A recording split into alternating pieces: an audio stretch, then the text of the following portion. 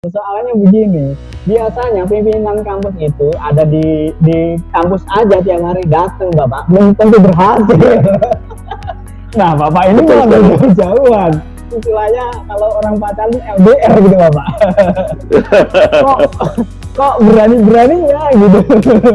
Dan terbukti bisa berprestasi. Ceritanya itu dulu gimana sih, Bapak? Tantangan utama di awal-awal yang Bapak hadapi ketika mendirikan STKIP Singkawang gitu. Itu apa saja, Bapak? Historis awal STKIP Singkawang ini memang sangat berat. Saya mau masuk itu sebenarnya ragu. Bahkan ketika di awal-awal kami berdiri itu izin keluar apa segala, itu kami masih memiliki sebenarnya perjanjian kerjasama untuk menempati. Jadi kampus sewa dengan lembaga itu. Tapi ketika menjelang perkuliahan, dalam tanda petik, saya bilang kami diusir gitu. Astaga. SMK yang kita sewa ini juga program lain. Kalau udah musim banjir, itu banjirnya bisa setengah meter lebih, Pak. Bisa setengah meter lebih, kita tidak kuliah gitu. Bisa setengah meter gitu. Bahkan pernah saya pada saat itu saya beli laptop, kita beli beberapa laptop gitu, bawa ke kampus, nyimpannya di bawah, malam hujan, yang nyimpannya lupa gitu, pagi-pagi laptopnya udah tergenang air gitu. Keterbatasan bukanlah halangan untuk berprestasi, karena berprestasi hanyalah soal kemauan yang dikomitmenkan, dijalankan, dan direalisasikan. Sejauh apa komitmen seseorang akan membuka jalan. Semakin besar komitmen seseorang, akan semakin lebar jalan itu terbuka. Dia adalah Andi Mursyidi yang telah membuktikan itu semua dengan keterbatasannya membangun kampus di tengah hutan. STKIP Singkawang baru berusia 9 tahun, namun kini telah mampu bersaing ke tingkat nasional. Yang semula saat berdiri banyak diciduk dan diragukan, justru kini banyak dibanggakan karena prestasinya yang membanggakan. Saya Rahmat Widodo sejam ke depan akan memandu Anda untuk berbincang dengannya tentang pengalamannya, bagaimana mengukir prestasi di tengah keterbatasannya, agar bisa dipetik inspirasinya untuk kita semua.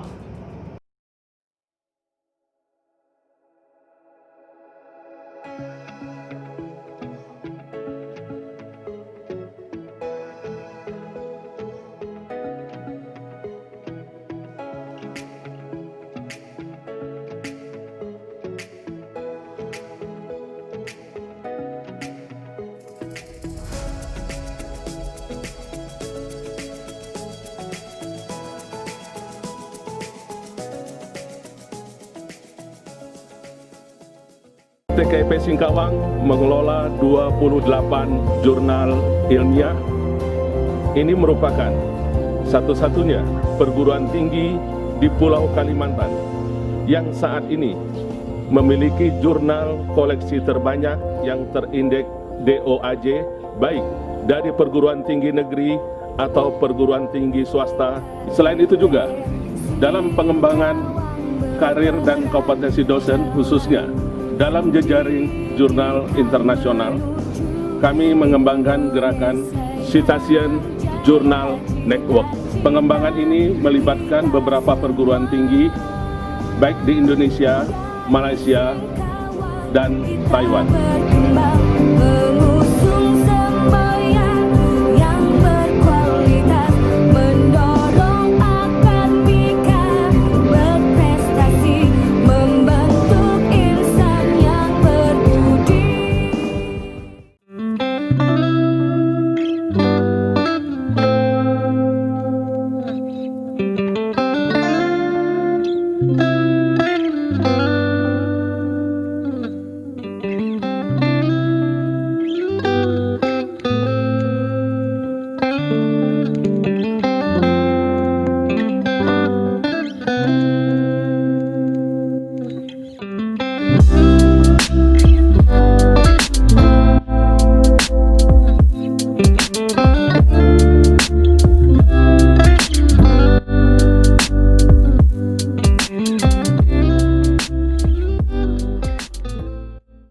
Assalamualaikum warahmatullahi wabarakatuh, teman-teman semuanya. sahabat Reputasi Channel. Pada siang kali ini kita bertemu lagi. Salam sehat, salam sukses, salam produktif untuk kita semua.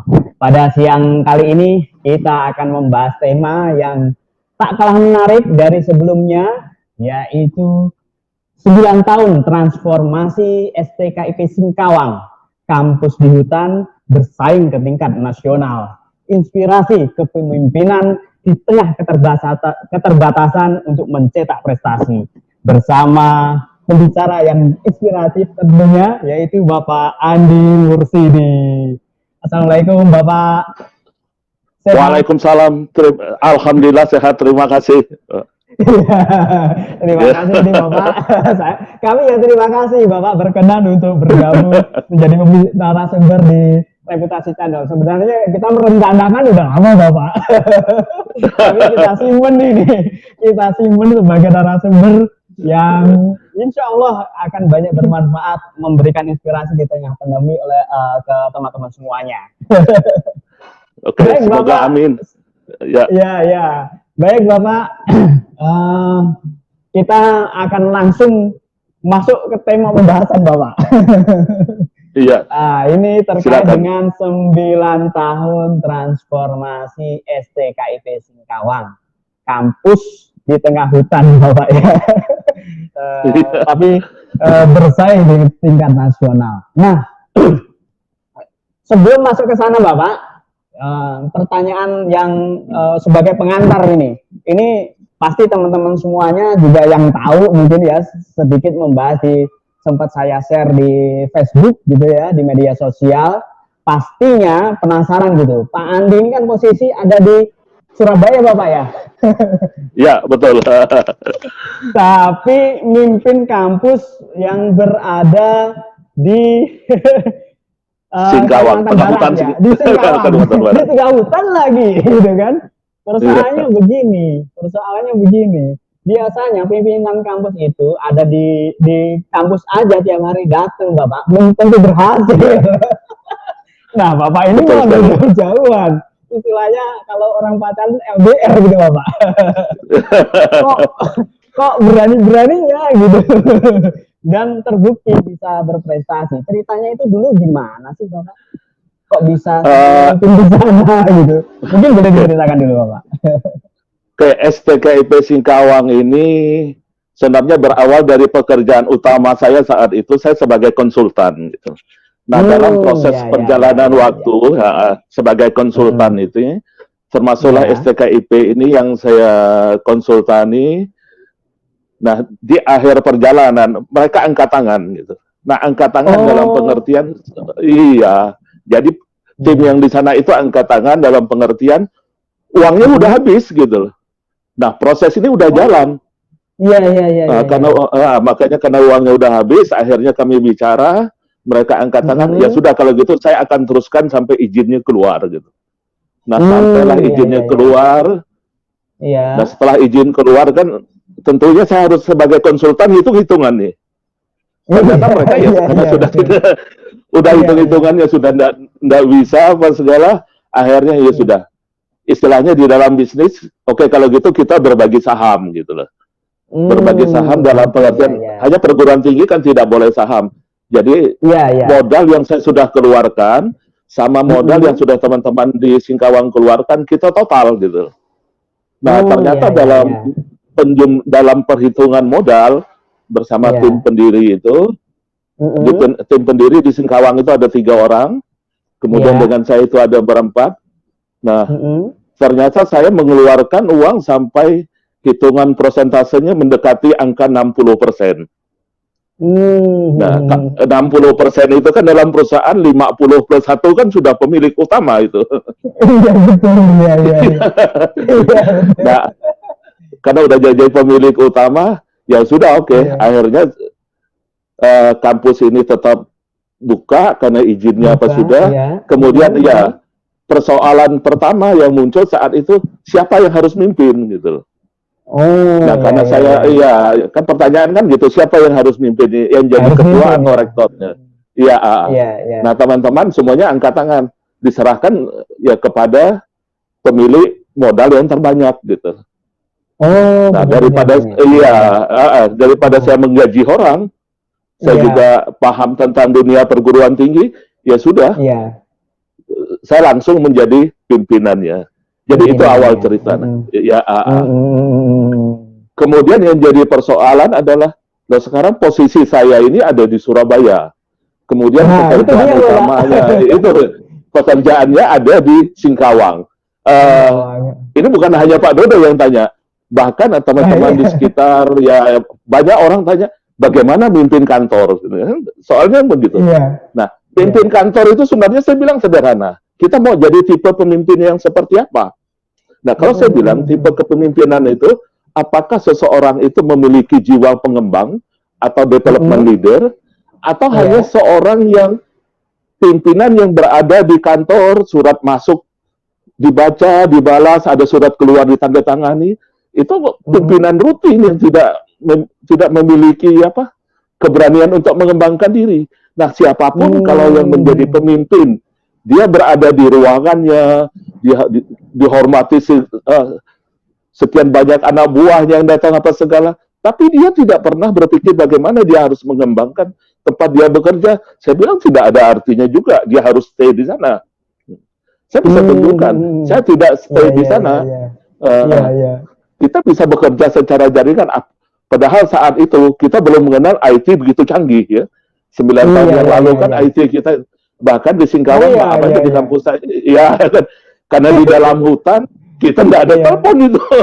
Smartphone Oh, itu gitu ya. sinyal kita sering hilang. Enggak ada Pak Dodo. Jadi sinyalnya pun sering hilang.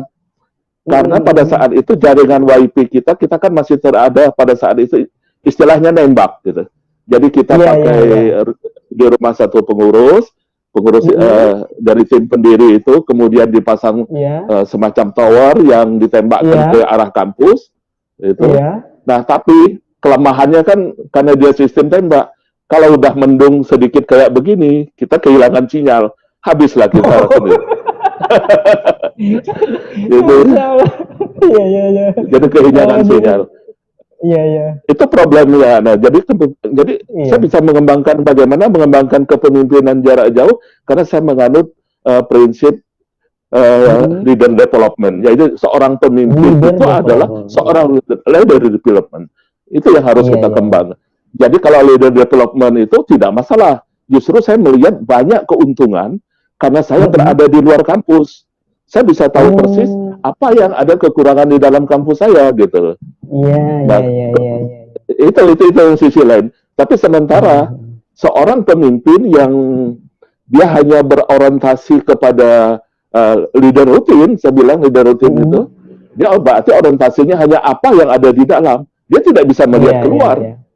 Mm-mm. Karena yang dia lihat, ya maaf, mungkin teman-teman pernah mendengar istilah besar katak dalam tempurung, kan gitu. Karena dia ya dia berada dalam lingkungannya tanpa pernah keluar. Nah, tapi saya kebetulan juga pada saat itu masih aktif di konsultan, saya keliling di berbagai perguruan tinggi. Iya, iya, iya. Saya keliling kemana-mana, saya lihat, oh kelemahan saya di sini, kelemahan saya. Akhirnya kita belajar terus gitu loh. Dan hasilnya sudah banyak bukti. Itu yang terjadi. Kok bagaimana saya kok bisa di luar kok bisa mengembangkan?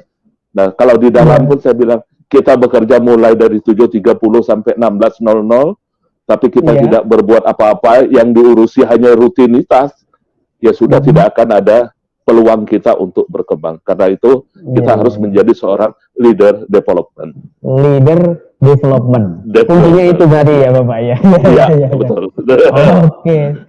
Tentunya ini Bapak, pertanyaan selanjutnya ini tentunya nggak simpel juga kan Bapak mengembangkan kampus, posisinya soalnya di hutan ya, dengan banyak sekali keterbatasan seperti itu. Dulu itu Bapak, tantangan di awal-awal, tantangan utama di awal-awal yang Bapak hadapi ketika mendirikan STKIP Singkawang itu apa saja Bapak? Boleh diceritakan ini Bapak, pasti sangat inspiratif. Historis awal STKIP Singkawang ini memang sangat berat. Saya mau masuk itu sebenarnya ragu karena begitu ya. Dia ya STKIP Singkawang ini ini membawa label pada saat itu sebagai kampus kelas jauh.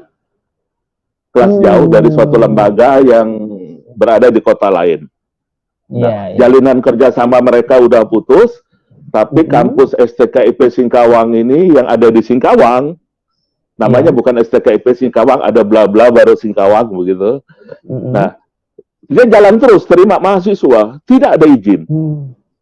Tidak ada izin sampai katakanlah 2 orang yang berada dalam posisi yang menjalankan kampus STKIP saat itu sebelum ada izin, itu sampai divonis pidana. Divonis pidana. Sampai divonis pidana.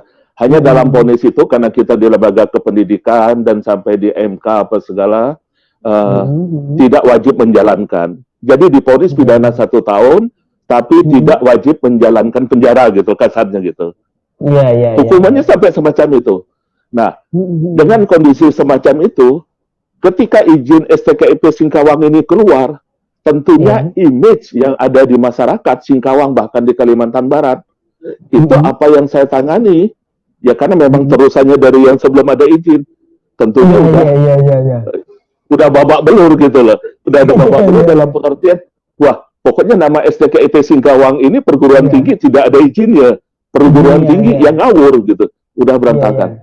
Nah, ketika orang dengar STKIP Singkawang, betul ya, dan itu tantangan terberat saya. Bahkan ketika di awal-awal kami berdiri itu izin keluar apa segala, itu kami masih memiliki sebenarnya perjanjian kerjasama untuk menempati, jadi kampus sewa dengan lembaga itu.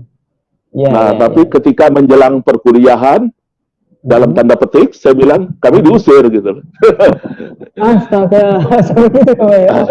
Ya, sampai diusir. Jadi diusir, akhirnya para pendiri ini kita bersepakat, kita mencari sekolah yang pada saat itu memang ada sekolah yang tidak aktif, kemudian kita sewa sekolah itu, sekolah tidak aktif, kita sewa sekolah itu untuk proses pembelajaran. Tapi saya bersyukur juga dengan dukungan keluarga. Akhirnya ketika setelah kita diusir, dalam waktu 1 tahun akhirnya, kita harus beli tanah. Nah, beli tanah, kemudian kita harus cepat, intinya harus cepat keluar, karena hitungan saya, kalau kita tetap kuliah memakai ruang sekolah, image tidak bagus juga untuk lembaga perguruan tinggi itu. Nah, satu-satunya cara kita harus keluar dari SMK. Itu satu SMK yang kita sewa. Dan sedihnya SMK yang kita sewa ini juga problem lain. Kalau udah musim banjir, itu banjirnya bisa setengah meter lebih, Pak. Bisa setengah meter lebih, kita tidak kuliah. Bisa setengah meter gitu. Bahkan pernah saya pada saat itu saya beli laptop, kita beli beberapa laptop gitu, bawa ke kampus, nyimpannya di bawah, malam hujan, yang nyimpannya lupa gitu, pagi-pagi laptopnya udah tergenang air gitu. Jadi itu akhirnya nggak bisa apa-apa. Kita buat berita acara aja, barang baru ini musibah benar, jadi lucu. Tapi ada hal yang menarik, walaupun kita di kampus yang banjir pertama itu, yang saya anehnya pada saat itu kita sempat kedatangan tamu dari Kedutaan Besar Amerika Serikat dari Jakarta. Itu ya. Datang di kantor STKIP Singkawang itu berdialog. Saya juga bingung, ini angin apa ini? Saya tidak mengundang apa, mereka datang ya, welcome sekali. Iya. Ini sesuatu ya, bagi saya itu suatu sarana promosi gitu kan. Mereka sampai datang. Jadi problem utama adalah karena kondisi tadi yang proses perizinan itu. Bahkan dampak dari saya menjadi ketua STKIP di Singkawang ini, itu beban berat juga bagi saya. Karena klien-klien saya yang di Kalimantan Barat, mereka sudah menganggap saya bukan konsultan lagi, pesaing. Iya, betul. Nah, jadi Pak Dodo paham kan, kalau orang udah dianggap pesaing, artinya apa? Kerjaan untuk saya kan stop kan? Berapa ratus? Ya maaf aja, ratusan juta itu berarti saya harus kehilangan kesempatan.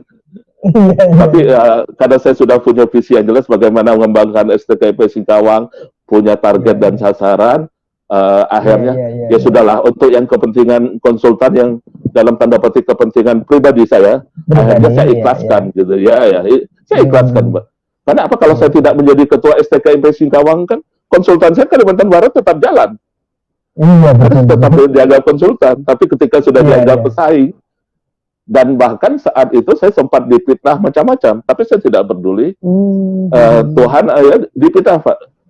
Tuhan Maha Besar yang menunjukkan, yang memfitnah saya terakhirnya yang bersangkutan, ya maaf, saya tidak sebutkan nama instansi, diproses sampai masuk penjara, Pak.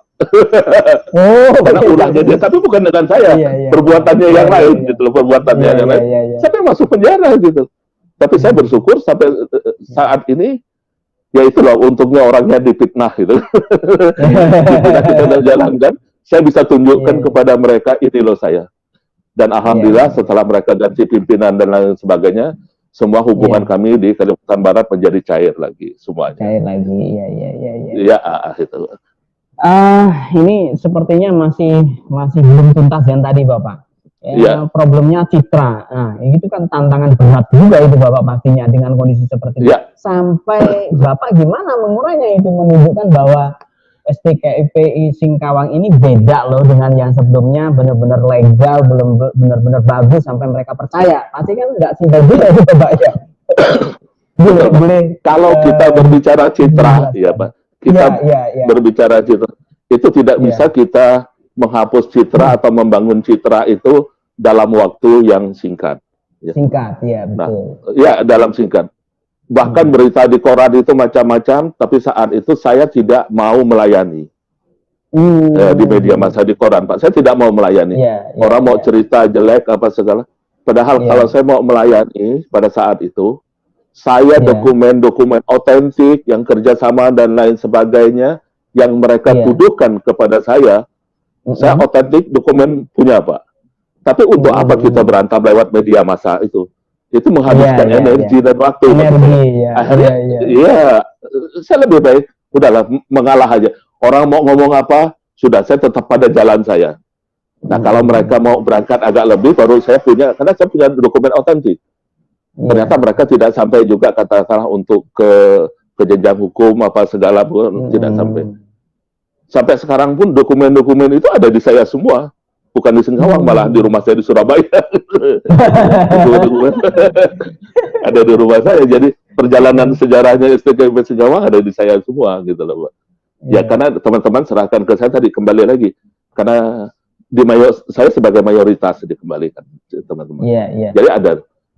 Nah, pelan-pelan memang, pokoknya orang pada saat itu kalau udah dengar STKIP Singkawang 1 sampai 3 tahunan itu, sudahlah, itu perguruan tinggi yang tidak ada apa-apanya, yang isinya bohong gitu. Intinya hanya semacam itu aja orang-orang mendengar pada saat itu. 3 tahun. Akhirnya bertahap, saya bisa menunjukkan, kita bisa proses belajar yang benar. Kemudian para mahasiswa saya gandeng. Kemudian dengan senat mahasiswa saya ajak mereka bicara. Saat itu memang kalau pas ke Singkawang, saya sering, ayo ngobrol sama mahasiswa, tapi mahasiswa paling senang kalau saya ajak ngobrol, Pak, apalagi malam di luar, Pak. Karena bagi mereka, yang kos-kosan itu, semuanya saya tanggung semua makannya. Jadi saya tidak pernah ditraktir mahasiswa, tapi kalau traktir mahasiswa sering gitu. Makanya kalau saya datang aja, kapan Pak kita ketemu? Mereka udah berapa ini. Dan kita pasti pilih tempat yang enak gitu. Jadi akhirnya mahasiswa juga mendukung upaya kita, karena ini juga menyangkut nasib dan reputasi mereka. Dan puncaknya adalah ketika mereka wisuda. Saya bisa buktikan ketika wisuda itu, Pak. Wisuda itu merupakan, saya katakan, titik balik dari kita membangun citra. Dari wisuda itu akhirnya masyarakat mulai terbuka juga pikirannya, oh ya, STKIP Singkawang ini berbeda, gitu loh. Itu dari wisuda itu. Nah, dari situlah mulai kita tidak berbicara lagi kepada citra, baru kita fokus kepada bagaimana mengembangkan kepada kualitas. Tapi dalam untuk sampai ke citra itu memang luar biasa. Kepada dosen juga saya harus ini kan. Nah, dalam waktu bersama, tentunya juga tidak mudah itu mereka untuk ini, Pak. iya kan? Yakin juga mahasiswa Betul. sendiri bahkan keluarga mahasiswanya juga bisa jadi. Betul Pak. Jadi keluarga mahasiswa, bukan hanya mahasiswa dan keluarga dosen Pak. Oh, Hanya kita udah keluarga dosen juga ya dia direndahkan nggak Pak? Karena dia bekerja di tempat yang apalagi kan untuk Singkawang ini kota kecil yang dianggap udah sampai ke masalah hukum, ada yang dipidana. Ini kan image di masyarakat itu kan sudah luar biasa Pak. Saya harus membalikkan itu semua gitu loh. Dan kepada teman-teman saya yang sempat diproses polisi ini sekarang beliaunya udah almarhum Pak.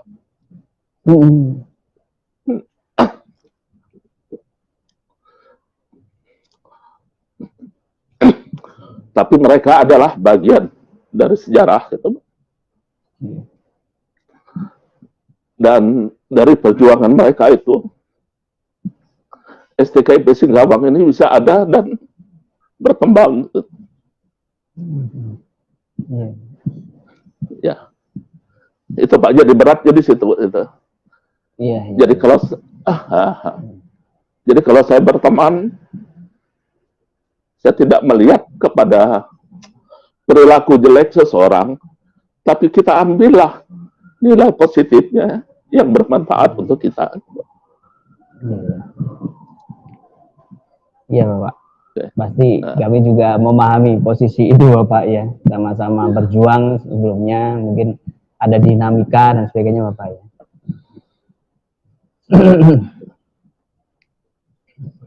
Oke, iya. Nah, jadi mungkin memang di situ Pak. Ya, oke. Kita lanjut Pak. Iya. Mungkin ini Bapak, ini menarik juga ini. Pasti penasaran juga teman-teman semuanya gitu kan. Posisi kampus kenapa dipilih di tengah hutan? Orang kan biasanya mendirikan sebuah lembaga pendidikan umumnya kan di pusat kota gitu kan. Ya namanya pusat, pasti rata-rata semuanya seperti itu gitu. Hampir rata-rata gitu. Ini Bapak malah ibaratnya menjauh dari pusat kota, bahkan di hutan. Sebenarnya pertimbangannya apa dulu itu Bapak? Mungkin bisa dijelaskan juga Bapak. Kata kuncinya sederhana Pak, masalah duit aja. Kata kuncinya itu sederhana. Jadi setelah tadi kita hitung-hitungan, setelah hitung-hitungan modal di awal itu yang kita anggap sebagai investasi, kemudian tahap keduanya dalam pengembangan kampus. Nah teman-teman kan tanya gimana untuk pengembangan kampus. Teman-teman angkat tangan. Silakan Pak Andi. Saya kan harus berbicara juga dengan keluarga, dengan istri untuk pengembang. Uang dari mana? Ya katakanlah kalau uangnya hanya 1 juta gitu. Saya mau beli lahan yang 2 juta kan sama juga bohong, gitu Pak. Akhirnya pada saat itu secukup seadanya uang kita beli, dan itu uang pribadi saya Pak untuk membeli tanah kampus itu pertama. Kemudian saya minta tolong teman-teman yang di Singkawang itu mencari lahan. Nah ternyata uangnya cukup. Itu hanya untuk lahan yang di dalam hutan itu tadi. Karena dalam mendirikan kampus, yaitu dalam memilih tanah kampus, itu kita tidak bisa sembarangan. Karena apa? Syarat suatu perguruan tinggi, itu kan ada aturan. Untuk sekolah tinggi, luasnya harus sekian. Gitu. Nah, untuk universitas luasnya. Nah, yang saya kejar adalah kepemilikan lahan yang sesuai dengan standar yang ditetapkan pemerintah. Gitu, Pak. Nah, setelah itu perhitungan saya kedua tentunya kalau udah ada tanah, karena kita dalam tanda petik tadi udah sempat diusir, kemudian sekolahnya juga yang kita jadikan kampus itu kebanjiran terus gitu. Setelah beli tanah, berarti kan setelah beli tanah saya harus membangun gitu loh. Akhirnya pelan-pelan saya beli tanah, membangun gitu. Tapi saya punya keuntungan sisi lain dari tanah yang saya beli di tengah hutan itu.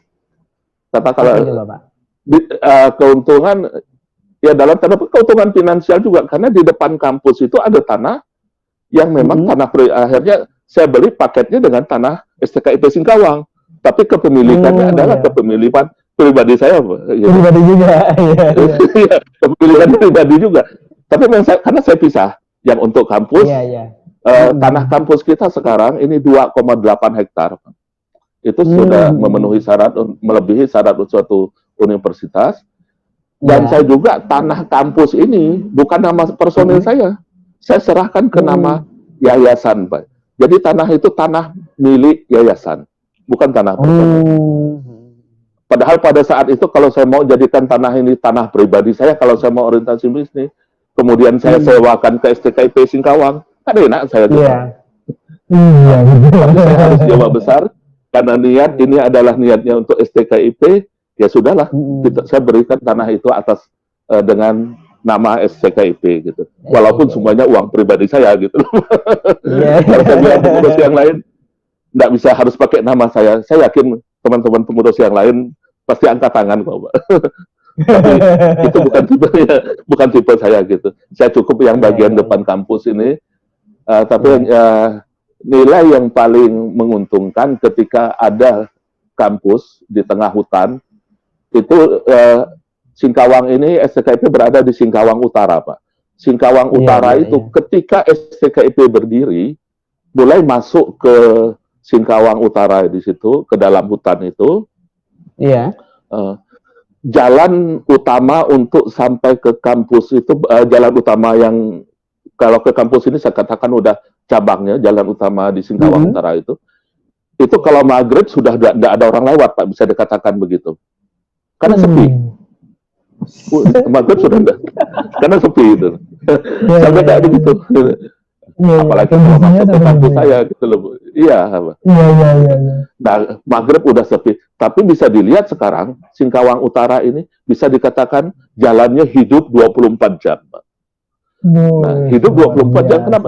Karena ketika orang bangun real estate perumahan atau begitu, pada awal-awal itu selalu labelnya dekat kampus STKIP Singkawang, dekat kampus STKIP Singkawang. Nah, itu multiplier effect dari kampus di tengah hutan. Dari kampusnya di hutan, Iya. Karena memang kita ingat kalau dalam kampus ini kita jauh pasti akan didatangi orang, Pak. Kita jauh pasti.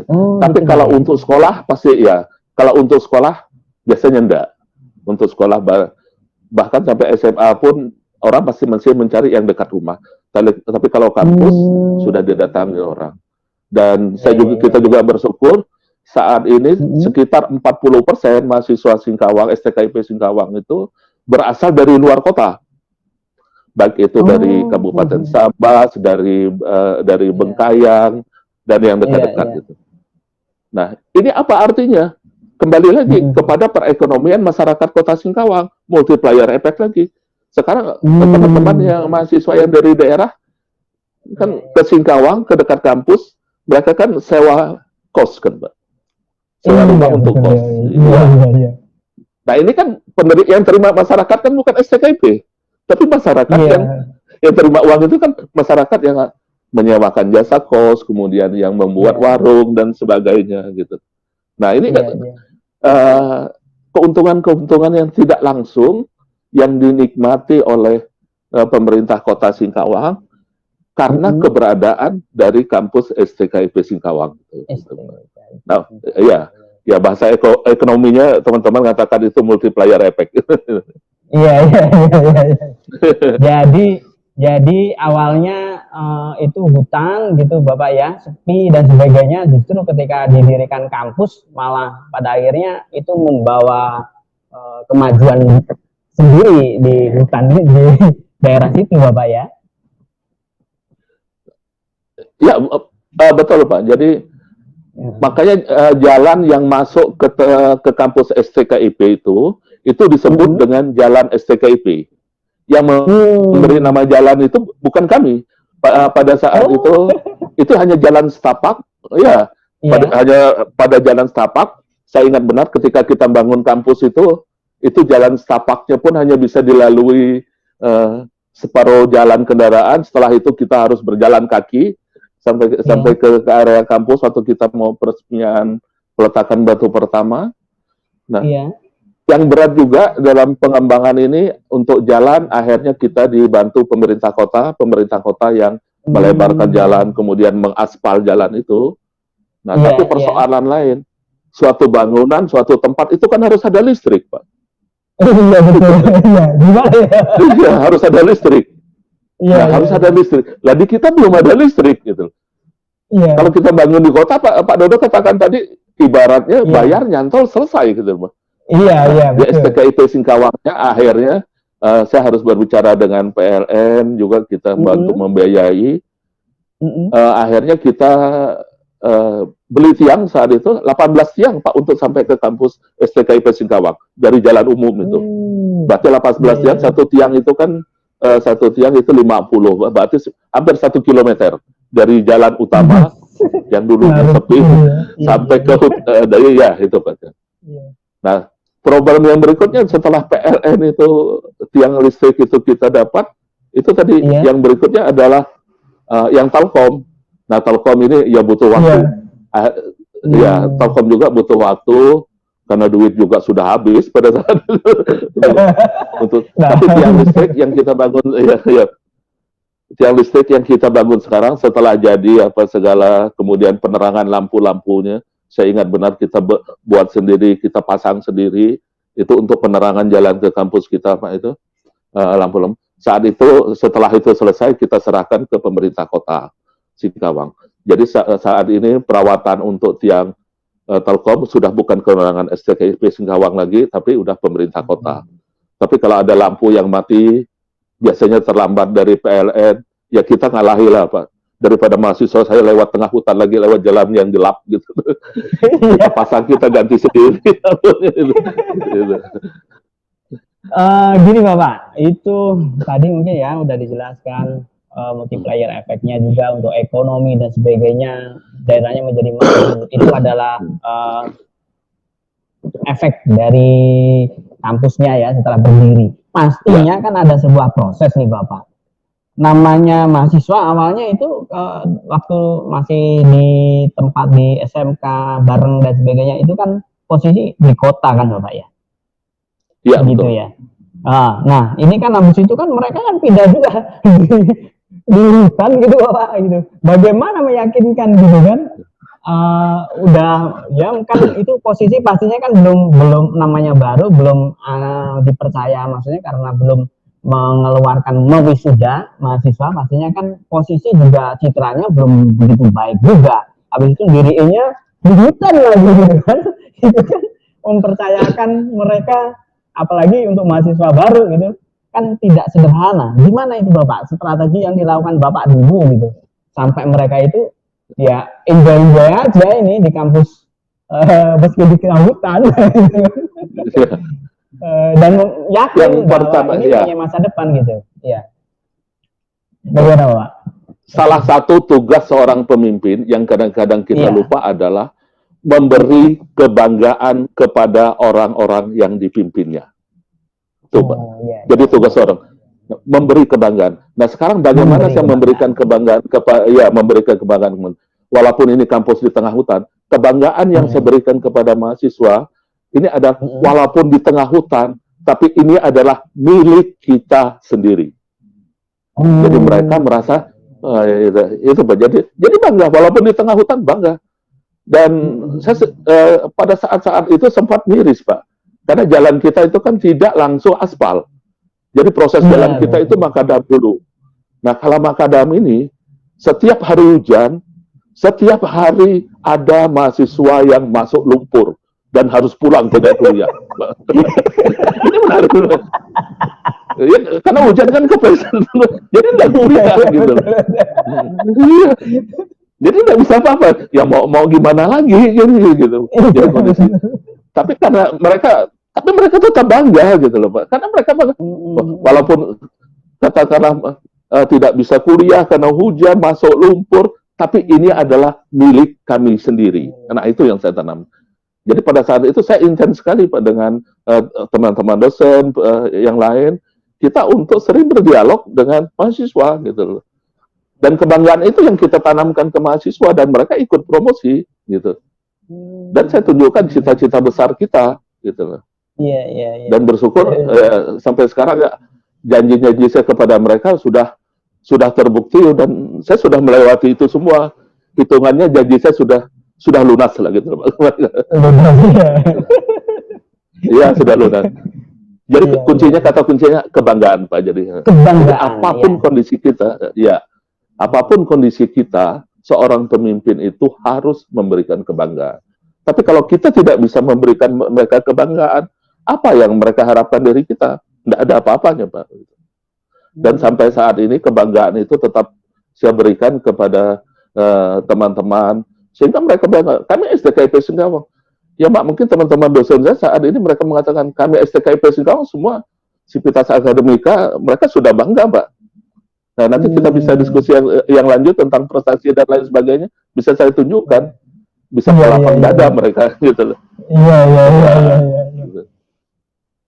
Itu kan problem tempat ya Bapak ya, terus problem terkait dengan mahasiswa dan sebagainya. Ini untuk dosen sendiri Bapak. Namanya di sana, namanya kan pasti kan mendirikan sebuah kampus. Awal-awal itu kan untuk ini kan membutuhkan dosen ya kan. Di posisi di sana, mungkin kalau di kota banyak untuk langsung bisa dapetin dosen gitu Bapak. Dan pasti juga penuh dengan tantangan itu kan Bapak. Bagaimana dulu itu terkait untuk penyediaan dosen dan sebagainya. Awal-awal mungkin tantangannya apa? Boleh dijelaskan juga Bapak biar jadi inspirasi teman-teman semuanya yang berproses di pendidikan. Dosen itu adalah kata kunci juga yang dalam yang saya gunakan untuk pengembangan STKIP Singkawang. Kata kuncinya kalau kita ingin produk kita ini baik, artinya lulusan kita berkualitas, maka dosen kita harus berkualitas. Tapi persoalan bagaimana mencari kualitas di dalam hutan, kan gitu jadi persoalan. Nah, itu dia. Persoalannya kan di situ. Iya, betul. Akhirnya ya mencari kualitas. Padahal dosen itu kan syarat minimalnya harus berpendidikan S2. Iya, betul. Nah, akhirnya kita tidak bisa mendapatkan dosen yang pertama masuk itu S2. Pada saat itu yang dosen S2, yang sudah S2 itu hanya 2 orang. Itu saya sendiri, kemudian sama Pak Eka. Pak Eka sekarang sedang ngambil S3 di Bandung. Hanya 2 orang itu. Yang lainnya semuanya harus S1. Itu pun kita rekrut yang ada di Singkawang. Jadi kita rekrut. Nah, dalam rekrut itulah saya beruntung saya bukan orang Singkawang, saya orang Sintang. Karena saya bukan orang Singkawang, dalam tanda petik hubungan kekeluargaan kalau saya buka lowongan ini kan tidak ada. Nah, akhirnya saya menetapkan grade yang tinggi untuk para pelamar. Jadi sejak awal di S1 teman-teman ini udah saya selektif sendiri. Jadi saya buat iklan lowongan sendiri, kemudian saya buat soal tesnya sendiri. Gitu. Iya, kemudian saya ngetesnya wawancara, saya ngetes sendiri, kan gitu. Nah, jadi saya lakukan sendiri, itu bisa dicek dengan teman-teman. Tapi grade teman-teman yang masuk itu sudah saya tetapkan batasnya di level ini. Gitu. Nah, terbukti apa? Grade yang saya tetapkan di awal mereka masuk itu sangat mendukung pekerjaan teman-teman pada saat ini. Kenapa? Grade minimalnya mereka sudah lewat semua. Kalau itu di awal saya merekrut teman-teman dosen itu asal-asalan, wah, saat ini saya susah mendorong mereka untuk maju, Pak. Kalau sekarang ini ibaratnya omongan satu kata aja mereka udah tahu apa yang harus dilakukan. Jadi tidak perlu. Iya itu. Nah, problem saya setelah merekrut itu, yang saya rekrut ini kan mereka masih berpendidikan S1. Iya. Nah, sementara aturan kementerian, itu kan dosen yang namanya dosen itu harus berpendidikan S2. Nah itu dia. Harus sekolah lagi kan. Nah, sekolah lagi, problem utama, karena aturannya dosen itu harus 2, problem utama. Untuk sekolah itu tidak ada beasiswa, Pak. Pemerintah Kementerian Pendidikan itu tidak memberikan beasiswa untuk dosen yang dari S1 ke S2. Artinya apa?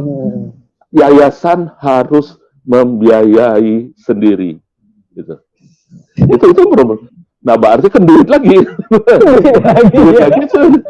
Duit lagi kalau mengharapkan hanya dari mahasiswa, sementara dosen itu yang direkrut harus kita gaji apa segala, problem lagi kan itu. Iya. Tapi saya sudah nekat aja soal duit rezeki itu sampai jalan aja lah. Ya alhamdulillah. Sekarang teman-teman itu sudah pada lulus. Nah kalau udah lulus sekarang ini dari S2 ke S3 peluang beasiswanya banyak sekali. Gitu. Nah sekarang saya kejar ini teman-teman di STKIP ini untuk segera S3 semua ini. Ini obsesi kita Pak. Jadi kalau teman-teman sudah jadi saya akan tunjukkan dari dosen S1 bisa ke S2 dan bisa ke S3. Iya. Hanya dari kampus saya dari dalam hutan. Berarti tadi semua dosen-dosennya yang S1 pada akhirnya ditanggung semua biayanya untuk kuliah S2 Bapak ya, sama yayasan ya? Betul. Sama STKIP. Ya, ada 42 dosen yang kita biayai sendiri Pak. Gitu.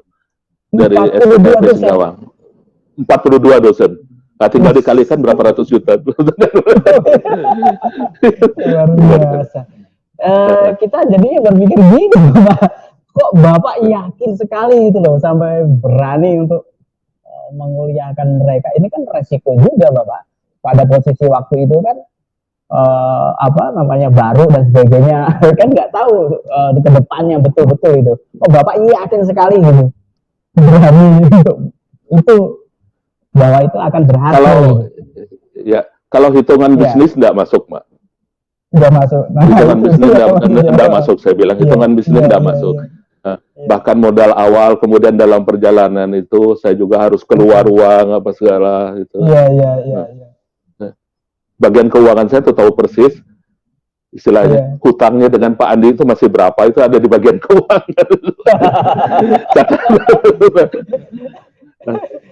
Tapi di sisi lain memang saya berkeyakinan walaupun katakanlah uang itu harus kembali kapan, ternyata tidak bisa kembali karena saya di dalam, saya mengelola tahu persis apa segalanya. Memang ya itu tadi, kalau hitungan bisnis tidak masuk, tapi saya yakin karena ini yang kita investasi ini adalah sumber daya manusia apa segala, dan kebutuhan itu pasti tetap ada untuk kebutuhan guru, termasuk pengembangan yang lain apa segala, walaupun lama, itu pasti akan kembali Pak. Lamanya itu tidak jelas Pak, bisa 10-20 tahun, 30 tahun. Itu pengertian yang lama itu. Nah ini Bapak, ini terkait dengan mencetak prestasi di tengah keterbatasan gitu Bapak. Mungkin bisa Bapak kan tadi juga lebih menjamin kualitas dan sebagainya. Tadi kan sempat disinggung itu juga, meski dengan berbagai keterbatasannya gitu, di awal-awal ya, bahkan sekarang mungkin juga pasti ada batas-batasan tertentu juga yang tidak semua dimiliki juga, ya kan?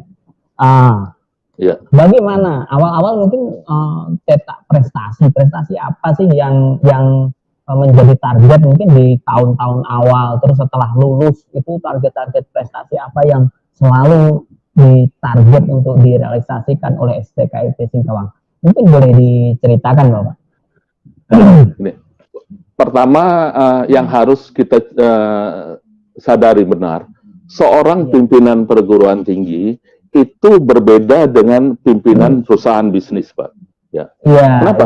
Karena perguruan tinggi termasuk sekolah itu ada yang namanya Tridharma perguruan tinggi, di mana dosen itu kan tidak harus mengajar, harus meneliti, kemudian melakukan pengabdian masyarakat dan kegiatan yang lain.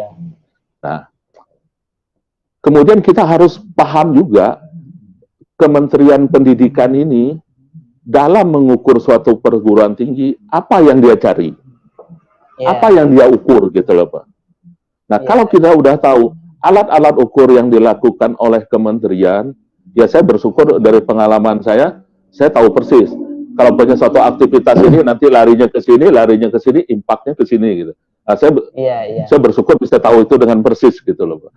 Nah, karena saya sudah tahu di situ, maka di situ saya melakukan program semacam prioritas. Beberapa tahun yang lalu, contohnya dalam membangun mitra, saya sangat sering kali bepergian ke luar negeri Pak dalam membangun jaringan Pak. Kemudian aktif dalam berbagai seminar yang apa segala. Nah sekarang kita ngerem gitu loh. Ngerem artinya apa? Iya. Kita lihat ini kementerian ini untuk mengukur kinerja perguruan tinggi, ini arahnya ke depan ini kemana? Gitu. Nah saya mengikuti itu. Jadi berita. Nah tentunya tidak semua bisa kita ikuti karena keterbatasan biaya apa segala. Nah disitulah saya memainkan apa yang disebut dengan prioritas. Gitu. Oke, kalau begitu, ini harus ke sana, ini harus ke sana, jadi prioritas.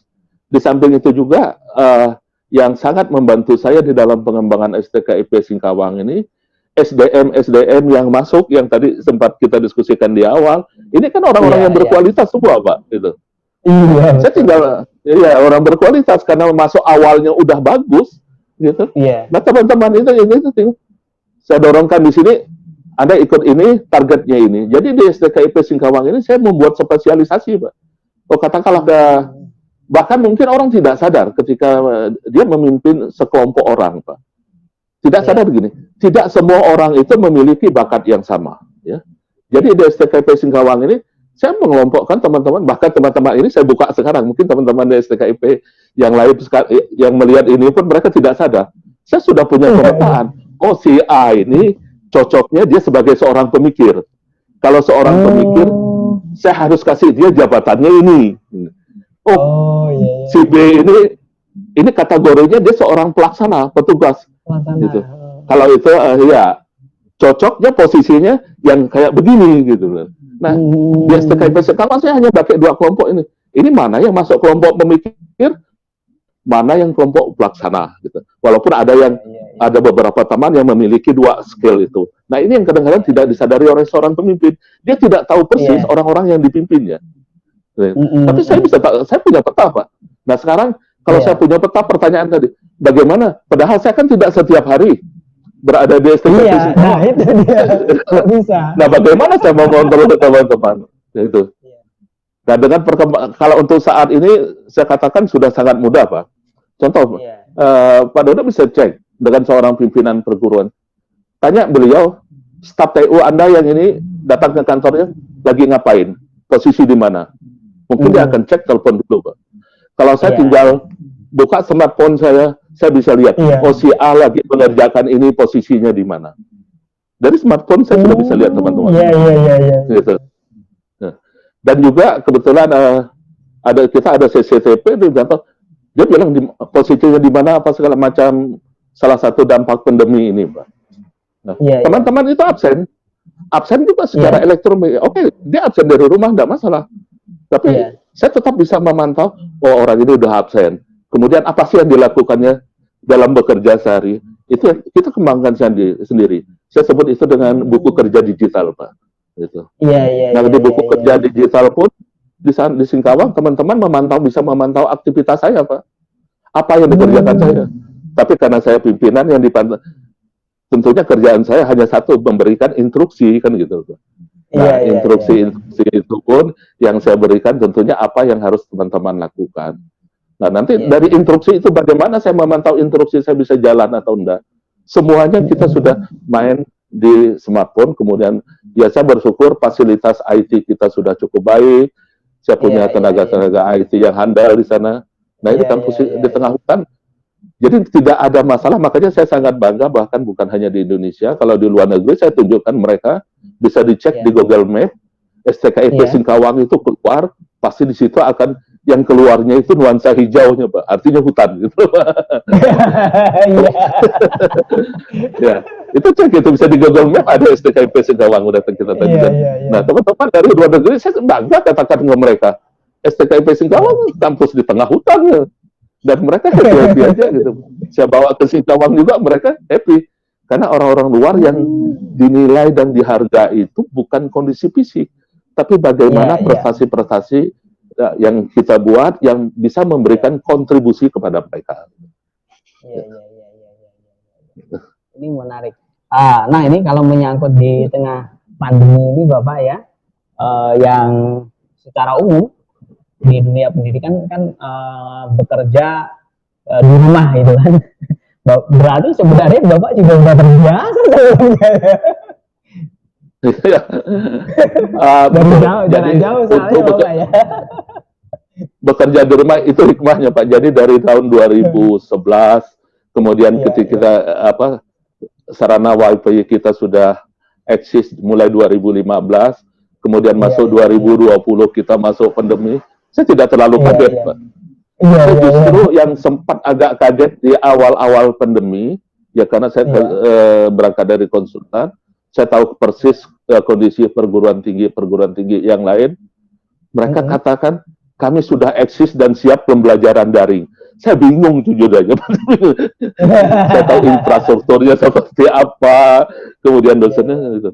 Nah, bahkan saya katakan juga di tempat kami pun ketika awal-awal kejadian karena ini tidak ada persiapan sama sekali, saya kalang kabut, Pak. Kalang kabut juga, tim IT saya juga bekerja siang malam, kita bagaimana memantau monitor. Soalnya kalau seorang dosen hanya lapor sudah kuliah apa segala, sekarang persoalannya bukan sudah kuliah, apakah kuliah itu benar-benar ada, kemudian bagaimana bagian penjaminan mutu, itu Pak yang jadi problem. Gitu. Apakah kuliah ini bukan hanya kirim bahan, mahasiswa suruh ditugaskan, karena konsep belajar dari rumah itu kan bukan penugasan, tapi pembelajaran yang lain. Ya pembelajaran online kan itu. Jadi bukan penugasan. Kalau penugasan kirim lewat email apa tugas, kumpulkan 2 minggu lagi selesai urusannya. Tapi dengan sistem dengan sistem akhirnya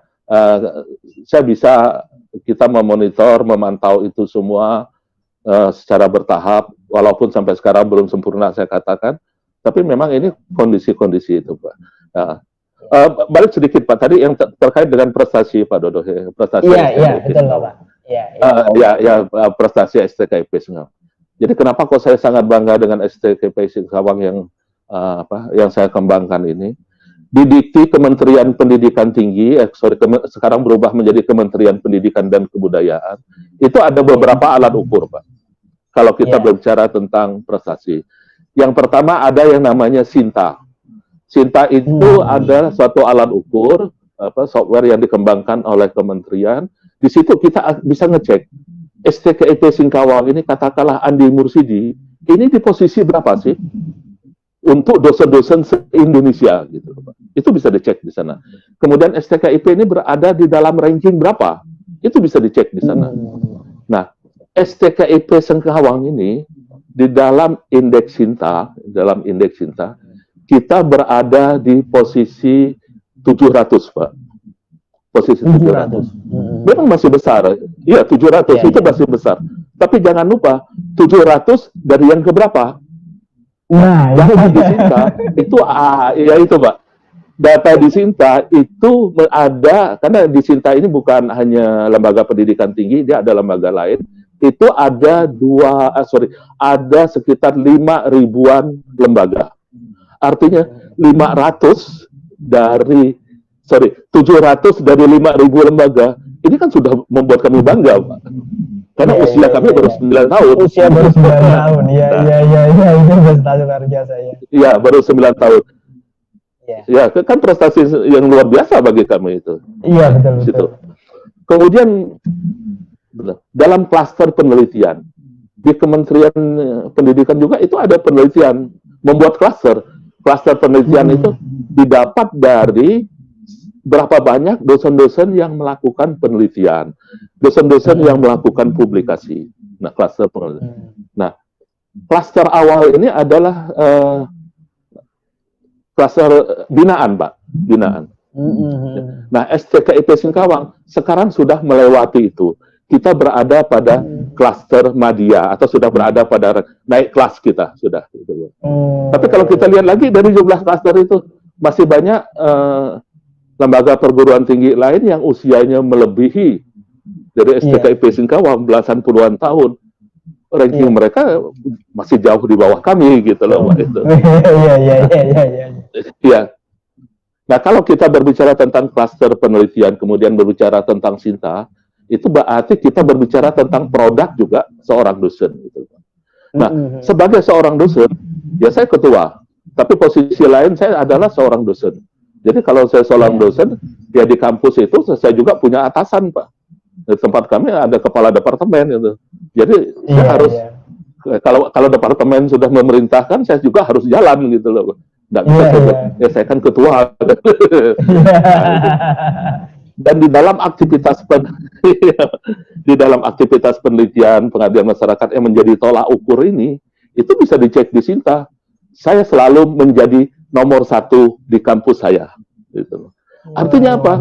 Saya tidak hanya ngomong aja, Pak. Ya, saya bisa memberikan contoh kepada teman-teman, saya bisa melakukan penelitian. Ya.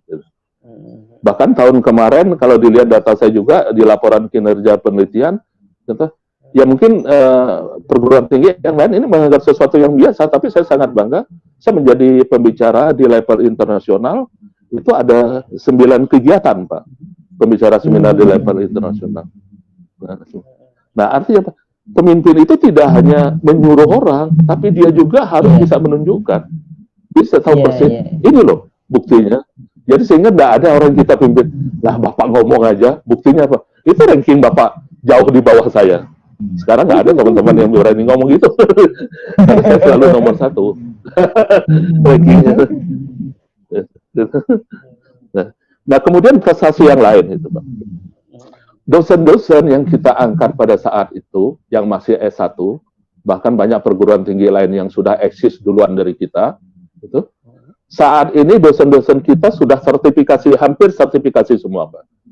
Karena ini memang target saya tahu persis bagaimana harus. Nah, persoalan utama yang menjadi hambatan dosen dalam sertifikasi itu memang terkait banyak tes kemampuan berbahasa Inggris. Bisa kita katakan saat ini mungkin ya teman-teman lebih mengenalnya dengan tes TOEFL. Nah, di STKIP Singkawang ini karena standar dosennya di awalnya sudah baik, teman-teman. Jadi mayoritas kita sudah ini, Pak, sertifikasi dosen. Kalau dosen kita sudah sertifikasi, artinya apa? Dosen di STKIP Singkawang saya buktikan sudah memiliki apa yang disebut dengan standar dia sebagai dosen gitu, Pak. Kelayakan seorang dosen itu kan harus memiliki sertifikasi.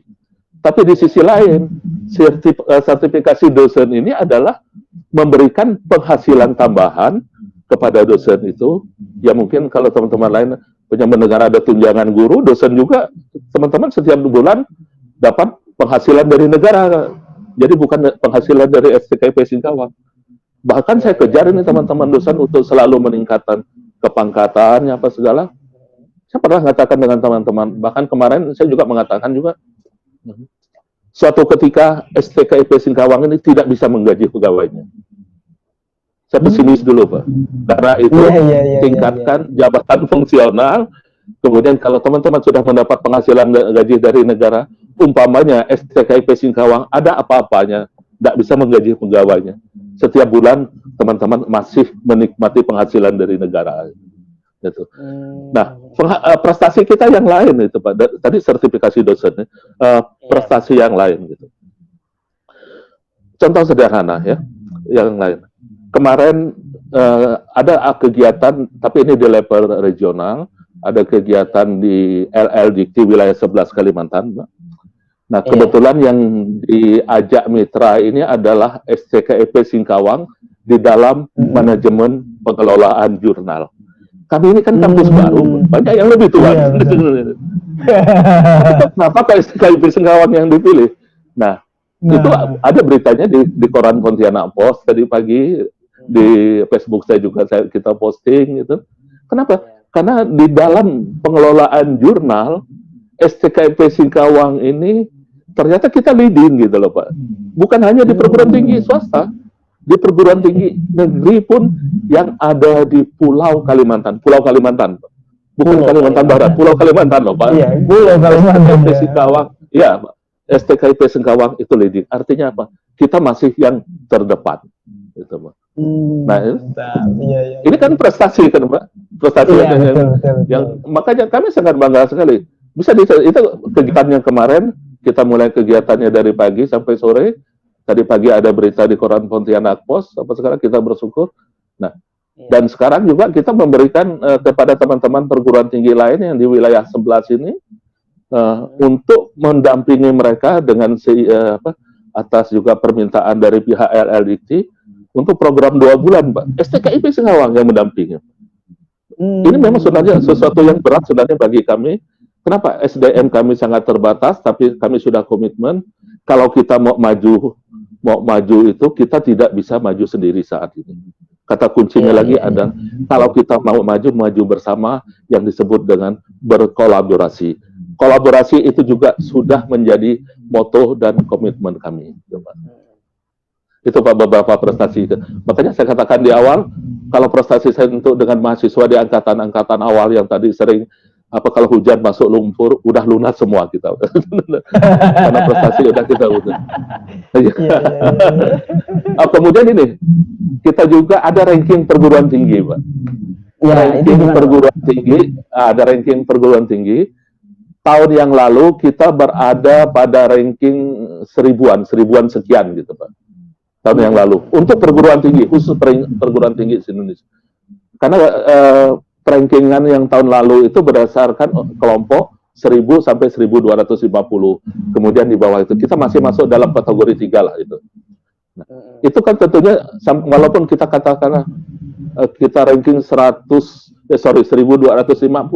kalau kita lihat lagi jumlah perguruan tinggi yang ada di Indonesia yang hampir 5.000-an, berarti kan kita masih sudah masuk kelompok 20% ya gitu kan. Itu rankingan.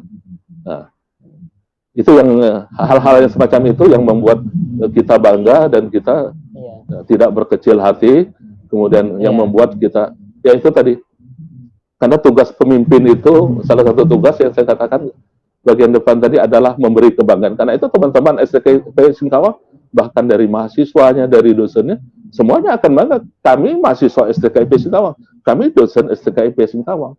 Dan saya juga selalu mensupport bukan hanya prestasi dosen ke mahasiswa. Kalau ada mahasiswa kami yang beraktivitas di luar, katakanlah yang meraih prestasi pun, saya akan sangat mensupport itu. Mensupportnya tidak hanya katakanlah mensupport, bahkan saya akan gerak di media massal, di media sosial itu untuk, ya dalam tanda petik, memerintahkan jejaring STKIP untuk mendukung siapa yang harus, memang kita butuh dukungan pola-pola semacam itu. Gitu. Nah itu. Ini Bapak, terkait dengan prestasi, tadi kan dosen, ada sedikit dikupas juga. Kalau prestasi dari mahasiswa sendiri Bapak, di STKIP Singkawang pastinya kan banyak juga yang Bapak support gitu. Mungkin bisa di-share juga Bapak. Ya, prestasi mahasiswa sejak awal kami sudah komitmen benar Pak untuk prestasi mahasiswa. Jadi ada lomba-lomba resmi yang digelar oleh LLDT atau Kementerian Pendidikan itu, seperti Olimpiade MIPA apa segala, dan STKIP Singkawang kita juga beberapa kali meloloskan, bukan hanya sampai ke tingkat LLDT wilayah regional. Kita juga sudah sampai, ada 2 kali kita sampai ke tingkat nasional Pak, mahasiswa kita ke tingkat nasional. Tapi saya sadarlah kalau udah ke tingkat nasional itu kita pasti kalah. Gitu. Tapi walaupun saya sadar kita gimana enggak kalah Pak, karena persaingan tingkat nasional kan, ya maaf, mau enggak mau kan kita berbicara perguruan tinggi besar Pak, dengan UI, dengan ITB, dengan IPB, ya angkatan lah kita Pak. Tapi saya tidak, yang membuat saya bangga itu bukan itu, tapi saya bisa memberikan kesempatan kepada mahasiswa, mereka bisa untuk tampil bersama mahasiswa yang dari perguruan tinggi yang besar-besar. Itu yang Nah, yang terbaru ini juga di tingkat LLDT untuk mahasiswa prestasi, saya lupa persis, kemarin dia terpilih di ranking berapa, dia masuk ke ranking nasional, terpilih masuk ke ranking nasional, ada satu mahasiswa dari 174 mahasiswa se-Indonesia Pak. Jadi satu mahasiswa STKIP. Nah padahal mahasiswa se-Indonesianya itu berapa puluh ribu kan gitu. Iya. Nah yang terbaru ini ranking mahasiswa kita, tapi ini kegiatan yang bersangkutan di luar, tapi tetap kita support. Makanya saya katakan, kalau ada mahasiswa prestasi, tempat berprestasi itu adalah di kampus STKIP Singkawang. Saya support yang bersangkutan. Bahkan ketika pemilihan putri hijab, Pak. Pemilihan putri hijab, kemarin di tingkat Provinsi Kalimantan Barat, sebelum pemilihan itu karena ada pakai voting lewat sosial media saya buatkan flyer, kemudian saya instruksikan kepada teman-teman, dan kami sistem kerja flyer nanti kita bisa ungkapkan sedikit kalau bisa masih ada waktu, Pak. Itu tidak flyer yang kita buat, itu STKIP Singkawang ada ciri khasnya sendiri, dan mungkin bisa saya katakan kita adalah pelopor ya, Pak, itu flyer itu. Nah, yang mahasiswa ini sekarang dia sudah terpilih di tingkat Kalimantan Barat untuk mewakili Kalimantan Barat ke tingkat nasional nanti di Bandung pada bulan Desember, Pak. Gitu. Yang bersangkutan udah tadi malam lapor, tadi pagi sudah, tadi siang saya sudah untuk meminta yang bersangkutan ke kampus. Nah ternyata di situ ada biayanya juga, biaya yang harus yang bersangkutan keluar gitu loh, Pak. Kesana kan harus biaya sendiri, Pak, mereka. Nah, yang bersangkutan lapor sama saya, ya sudah saya bilang STKIP Singkawang bantu. Wah, mantap. Kami lihat juga kalau nggak salah itu banyak sekali itu Bapak kegiatan-kegiatan di negara-negara lain gitu kan, baik mahasiswa Bapak dan sebagainya. Itu sebenarnya apa saja, mungkin bisa di-share juga Bapak. Prestasi mahasiswa kita yang lain, kebetulan STKIP Singkawang ini ada mitra kerjasama di luar negeri dengan National University of Kaohsiung, Pak. NUK di kota Kaohsiung, Taiwan. Ini universitas negeri, bukan universitas swasta, universitas negeri di Taiwan. Grade levelnya sangat baik itu. Dan saya juga termasuk orang Indonesia pertama yang diundang ke NUK ini sebagai pembicara, Pak. Jadi pada saat mereka melakukan disnatalis, saya diminta untuk memberikan orasi ilmiah. Ini sangat langka, tidak banyak. Sangat langka kenapa? Karena Andi Mursidi itu kan pimpinan perguruan tinggi kecil di tengah hutan.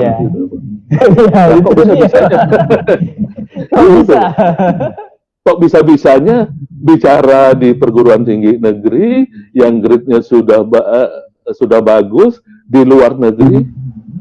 Dan sisi lain juga, Andi Mursidi itu kan masih master, Pak. Belum doktor, belum profesor. Bisa dipercaya mereka untuk berbicara di sana itu. Nah, itu saya sendiri tidak ngerti, kok kenapa saya yang ditunjuk, gitu lah, Pak.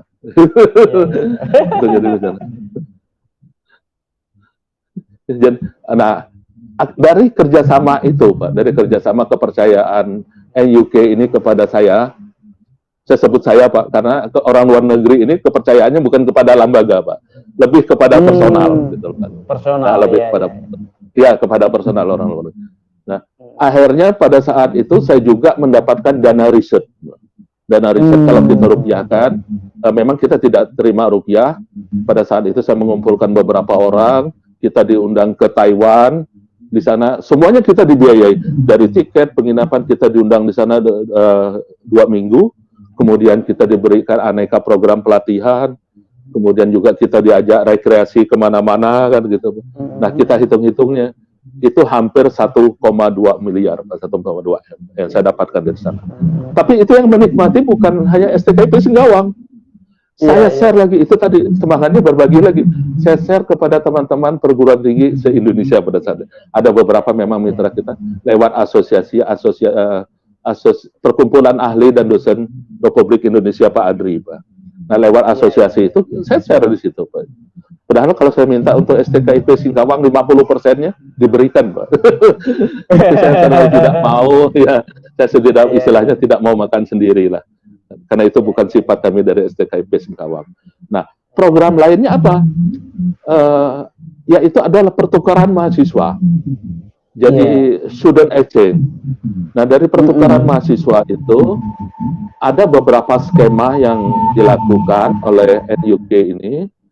Ada yang namanya benar-benar full gratis, Pak. Jadi mahasiswa semuanya ditanggung oleh pihak Taiwan, NUK Taiwan. Kemudian ada juga yang sifatnya semi, artinya 50% dari pihak kampus di Taiwan, 50% di Indonesia. Nah tentunya yang gratis ini ya pastilah selalu jadi bagiannya punyanya STKIP Singkawang gitu. Nah, karena kita selalu dapat gratis apa segala ini, memang pengertian gratis itu ada yang harus kita bayar sendiri, Pak. Jadi tidak bisa kita katakan gratis itu 100%. Contohnya ada semacam biaya-biaya yang sebenarnya di luar biaya teknis apa, di luar biaya tanggungan sana. Kan ada biaya awal itu, nah semacam biaya itu aja. Jadi semacam katakanlah tiket umpamanya dari Singkawang ke Jakarta gitu kan. Nah, karena mereka kan hanya mengatakan ini dari Indonesia. Nah, Indonesia ini kan luas sekali gitu. Nah, kalau itu pun tidak kita bebani kepada mahasiswa. Ini kita kembalikan apa? Kita beban yang menjadi beban ditanggung oleh kampus, Pak. Makanya kalau di STKIP Singkawangnya kalau bisa menunjukkan prestasi apa-apa, sudahlah enak lah. Pasti akan dapat bonus lah dari kampusnya sendiri. Oh, iya. Nah, itu kebanggaan itu Pak. Kebanggaan juga bagi para mahasiswa. Itu tadi diantaranya kan ada kerjasama juga ternyata Bapak ya dengan NUK ya. Iya. Selain itu ada lagi Bapak dengan kampus-kampus lain di luar negeri? Ada satu kampus besar, teman-teman bisa cek ranking kampusnya. University Kebangsaan Malaysia, Pak, UKM, Pak. Ya, UKM Malaysia. Ini juga kampus besar di Malaysia, bisa dilihat rankingnya. UKM ini kampusnya berbase Research University. Nah, STKIP Singkawang ini berkolaborasi dengan UKM ini. Hanya terakhir ini karena kondisi pandemi ini, kerjasama belum terlalu pandemi ini kerjasama belum bisa terrealisasi dengan baik. Tapi yang menariknya gini, Pak, ada yang menarik saya bilang UKM ini. Pada saat saya mengajukan permohonan untuk kerjasama dengan perguruan tinggi di Malaysia itu ada prosedur dan tahapan. Pertanyaan mereka pada saat itu, Andi Mursidi itu siapa sih? Itu Pak yang jadi pertanyaan. STKIP Singkawang itu perguruan tinggi di mana sih? Kan itu Pak yang ditanya orang lain.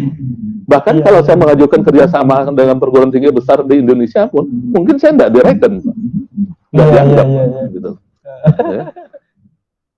Tapi saya tidak tahu entah bagaimana permohonan kerjasama kami itu diapresiasi. Diapresiasi sama UKM. Dan yang membuat saya bangga adalah pada saat penandatanganan MOU gitu Pak itu. Di sana kebetulan UKM ini kan yang memimpinnya kanseler Pak ya, vice kanseler ya. Jadi kalau kita sehari-hari rektor itu. Dan itu sangat langka terjadi, rektornya ikut datang Pak, tanda tangan sendiri. Gitu. Dan yang seru lagi, yang berbicara, yang menyambut saya itu 9 orang guru besar dari UKM. Dan 9 guru besar itu beliau-beliaunya itu diberikan kesempatan ngomong dan ucapan selamat datang. Kemudian yang seorang Andi Mursidi ini membalaslah ucapan itu gitu loh Pak. Nah, ini kan unik Pak. Jadi jadi 9 guru besar. Dan yang menarik lagi setelah saya datang itu di UKM ini juga kedatangan juga soal ada yang mengajukan permohonan kerjasama juga dari suatu perguruan tinggi organisasi besar yang menerimanya beliau ini hanya biro kerjasama. Biro kerjasama loh Pak. Kan dari biro kerjasama. Sementara Andi Mursidi yang menerima adalah vice kanselernya langsung dan beserta 9 orang guru besar. Wah, sesuatu yang sangat membanggakan saya. Terakhir juga karena kita satu daratan, kemarin saya berkunjung ke Universitas Malaysia Sarawak di Kuching. Kita mendapat apresiasi dan penghargaan juga. Itu juga STKIP Singkawang merasa kita mendapatkan tempat terhormat. Sebenarnya bulan April kemarin kami sudah diajak untuk teman-teman dari Sarawak, dari Unimas, Universitas Malaysia Sarawak, itu akan datang ke kampus kami membalas kunjungan saya untuk menindaklanjuti dan merealisasikan kerjasama itu. Jadi sudah sampai. Tapi karena pandemi Malaysia lockdown, akhirnya kita ya menata ulang lagi. Iya. Nah itu yang kalau hanya kerjasama MOU kita banyak Pak, tapi yang realisasinya belum terrealisasi dengan baik. Tapi yang saya sebutkan tadi dari NUK, kemudian dari UKM, termasuk juga dari Unimas, ini kita sudah sampai kepada tahap realisasi. Itu kerjasama. Ya. Jadi dalam kerjasama ini saya memang tidak mau mengejar MOU gitu loh. Untuk apa banyak MOU, tapi kalau kita tidak ada realisasinya. Nah, saya tidak mau itu. Dari perbincangan ini, Bapak, saya melihat tadi kan udah diceritakan semuanya ya terkait prestasi-prestasi. Mungkin masih banyak lagi sebenarnya, cuman butuh waktu untuk menjelaskan itu. Yang ingin saya tanyakan gitu, ini kan 9 tahun dengan berbagai prestasi itu. Nah, kedepannya ini apa ini target yang akan dikejar oleh STKIP Singkawang Bapak? Yang jadi fokusnya apa Bapak? Mungkin bisa di-share juga. Oke, balik lagi. Kalau ke target, sebenarnya target saya ke depan itu pertama, saya harus bicara tentang SDM saya dulu, Pak. Yang pertama SDM saya itu harus kuat dulu. Ya. Obsesi saya itu semua dosen STKIP itu harus berpendidikan doktor.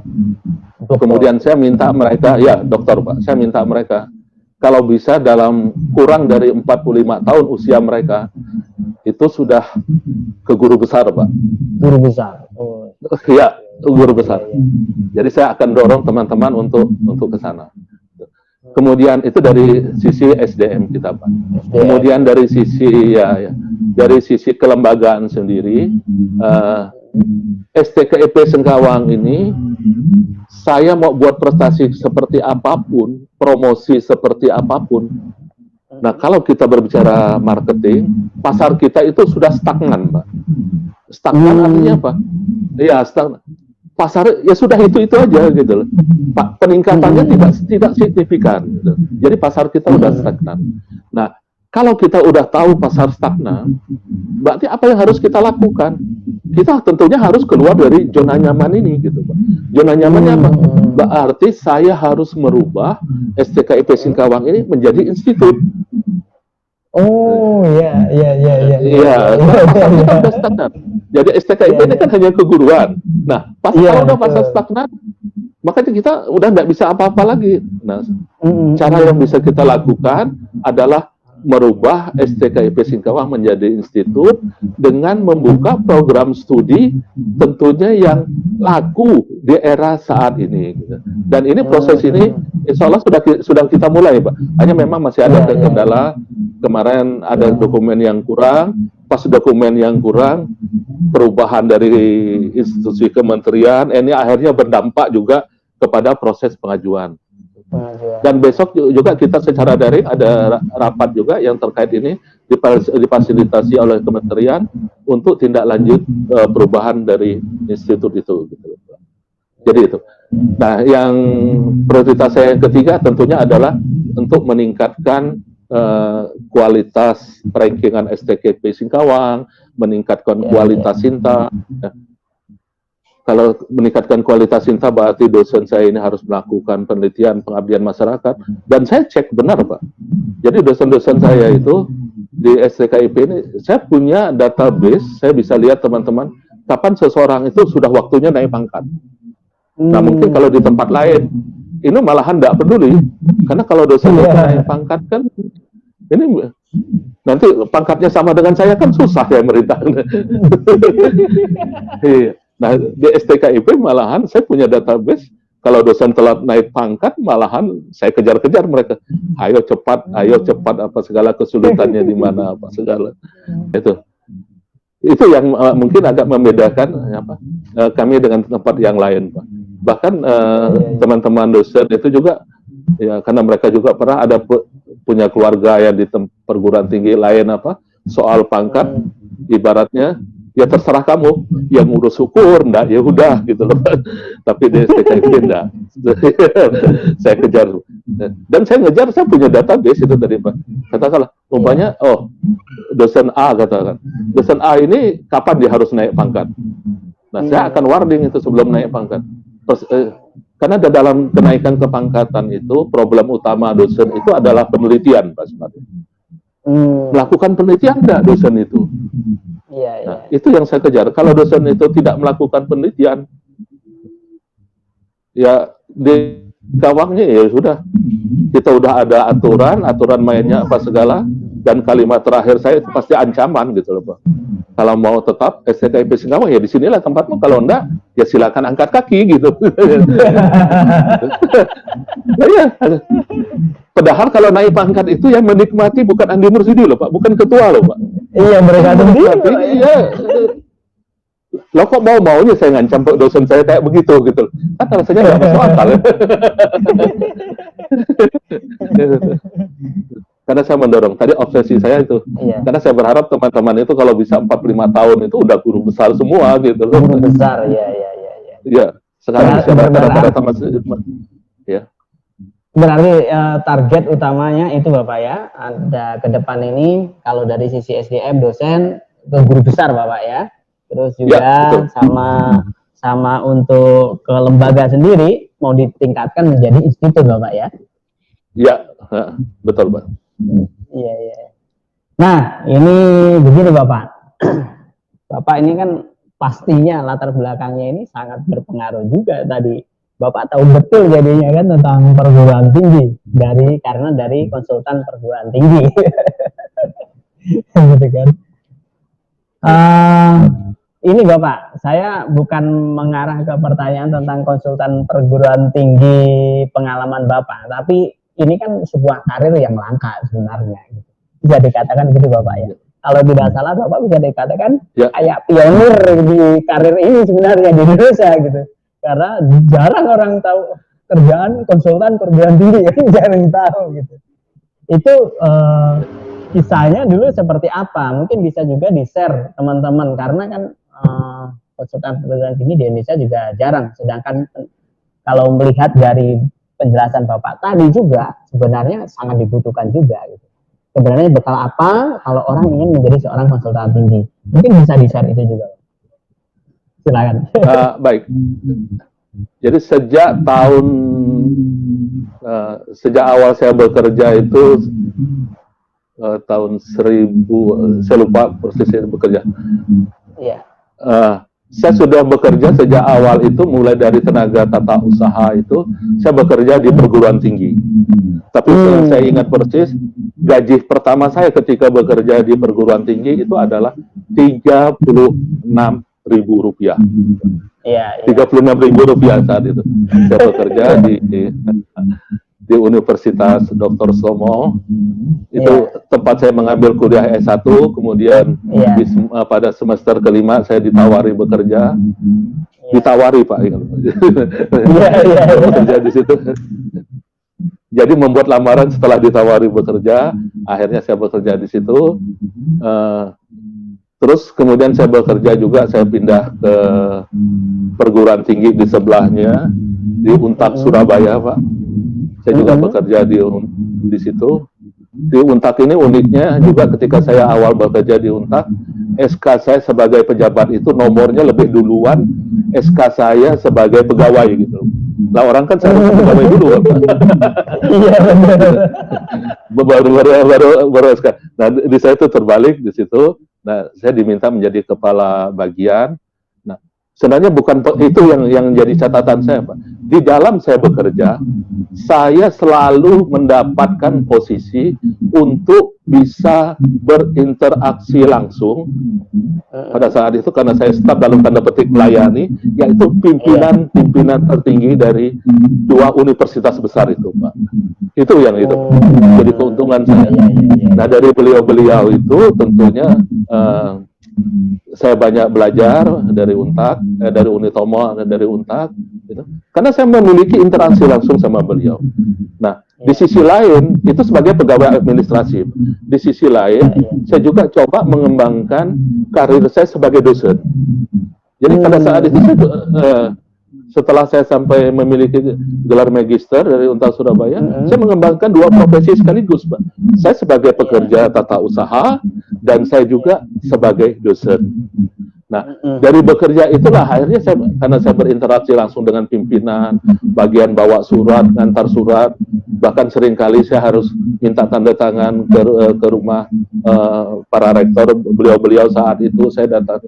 Dan saya tidak pernah mengeluh, saya disuruh kemanapun, saya selalu angkat kaki, saya tidak pernah, wah ini sudah lewat jam kerja, saya tidak pernah mengeluh. Bahkan uniknya, pada saat itu kalau kita perjalanan dinas itu kan berdasarkan level pegawai, Pak. Jadi kalau pegawai ini, ya macam saya saat itu kalau perjalanan dinas, contoh ke Jogja, kendaraan saya itu kan hanya bis atau kereta api, Pak. Iya.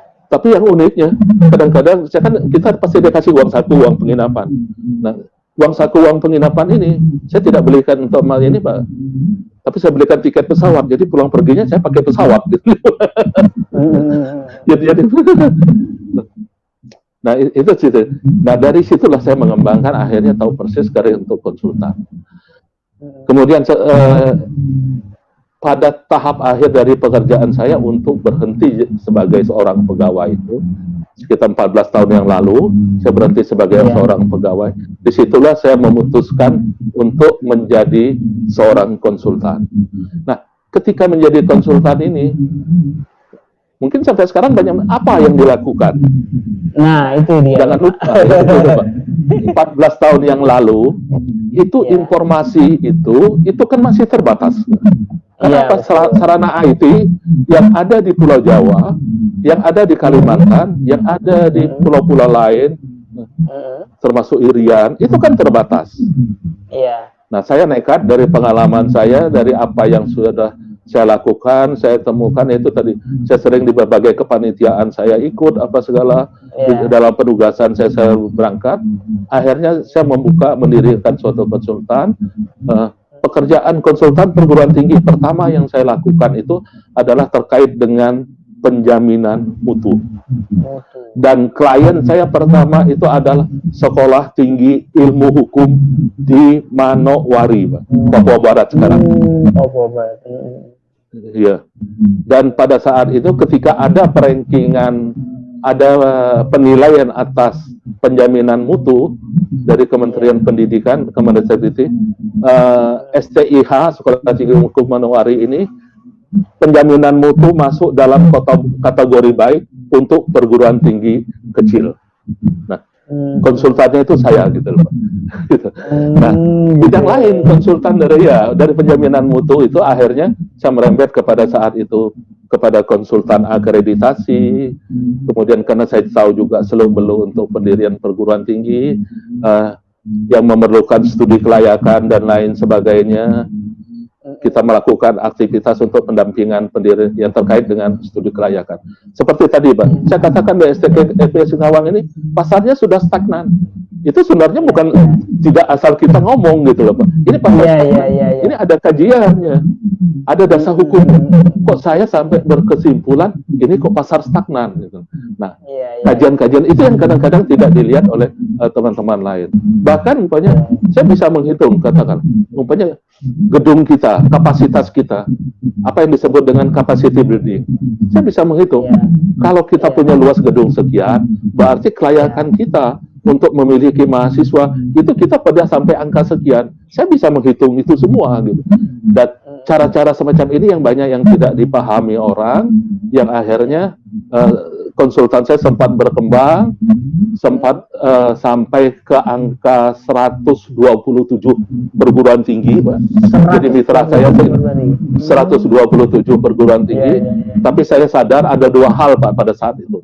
Pertama, memang ketika saya berubah menjadi konsultan, saya itu hanya minta kepada Allah, itu untuk 5 tahun, Pak. Cukup 5 tahun.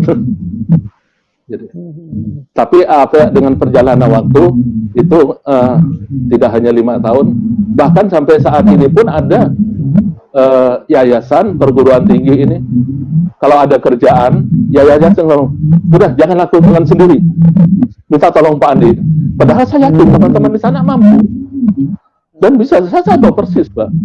Tapi sampai sebegitunya pengurus yayasan ini dengan saya, sudah pokoknya Pak Andi, kalau udah ke saya itu jadi ayam gitu, Pak. Tapi satu hal ya, Pak. Satu hal juga yang harus kita ingat, kalau tadi memang janjinya kepada Allah cukup untuk, karena niat saya saat itu sederhana, Pak. Saya ingin punya penghasilan lebih, mungkin lewat konsultan yang saya dirikan ini, kemudian saya ingin haji dan saya ingin umroh gitu. Dan itu sudah tercapai gitu, Pak. Jadi simpel. Nah, janjinya itu hanya 5 tahun, Pak. Ternyata berjalan lebih, ya alhamdulillah. Dan ya maaf, umroh saya sudah 8 kali, sudah melewati itu. Ya. Nah, konsultan itu sendiri, Pak, itu juga ada batas waktu. Nah, dan saya sudah prediksikan itu. Ketika saya terjun, saya sudah prediksikan itu. Artinya apa? Suatu ketika harus mati.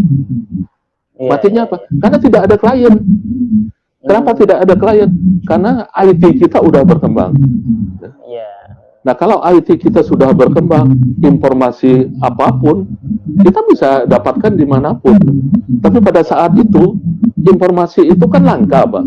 Nah, saya memanfaatkan kelangkaan informasi itu untuk masuk sebagai konsultan, memberi arahan, memberi standar kepada mereka, dan hasilnya ya cukup signifikan bagi lembaga itu sendiri, bahkan bagi ya kehidupan saya pribadi. Sampailah saya bilang STKIP Singkawang ini sebenarnya juga hasil dari kerjaannya konsultan itu gitu. Kalau tidak jadi konsultan saya tidak bisa punya STKIP Singkawang gitu. Itu Pak. Wah, ini sangat banyak sekali ilmu-ilmu baru nih Bapak ternyata, dan informasi baru dari Bapak atas penjelasan semuanya. Closing statement Bapak, ternyata waktu kita sudah habis. Oke. Iya, closing statement terkait mungkin bisa berupa pesan atau tips. Ini langsung ke titik poin ya dari pembahasan kita ini sebenarnya. Bagaimana gitu kan agar siapapun itu bekerja di sebuah perusahaan atau di lembaga gitu, dengan keterbatasannya mereka bisa tetap mencetak sebuah prestasi. Dari pengalaman Bapak mungkin bisa di sharing tips atau pesan-pesannya. Silakan. Penekanan saya itu hanya satu, Pak, kalau dalam kita bekerja. Cintailah pekerjaan kita. Itu aja. Cintalah pekerjaan kita. Dalam kita mencintai pekerjaan kita, jangan sekali-kali kita melihat rumput tetangga. Kalau kita melihat rumput tetangga, pasti lebih hijau daripada rumput di rumah kita, Pak. Tapi persoalannya sebenarnya bukan rumput itu. Kenapa kita kok tidak bisa bagian dari pemilik rumah yang hijau itu? Karena kita tidak memiliki kriteria dari pemilik rumah. Karena itu kita harus mencintai apa pekerjaan kita, apa yang kita lakukan, itu kita cintai. Kalau kita mencintai kerjaan kita, apapun yang kita lakukan, apapun yang kita kerjakan, itu nyaman buat kita dan nyaman untuk lembaga itu. Disinilah kebesarannya dari suatu lembaga, Pak. Jadi lembaga juga nyaman, kenapa? Lembaga ini merasa dicintai oleh anggotanya, tapi anggota juga merasa memiliki kebanggaan mencintai lembaganya itu. Dan nah itu yang terkait dengan pekerjaan. Dan yang paling prinsip juga di dalam kehidupan ini, yang selalu saya tekankan adalah bersyukur. Yang pertama mencintai pekerjaan, bersyukur. Kita ini kadang-kadang bersyukur ini sangat lemah. Kalau saya bilang bersyukur itu ada dua hal. Pertama, bersyukur kita kepada hablum minan nas, kepada sesama manusia, apa? Terima kasih.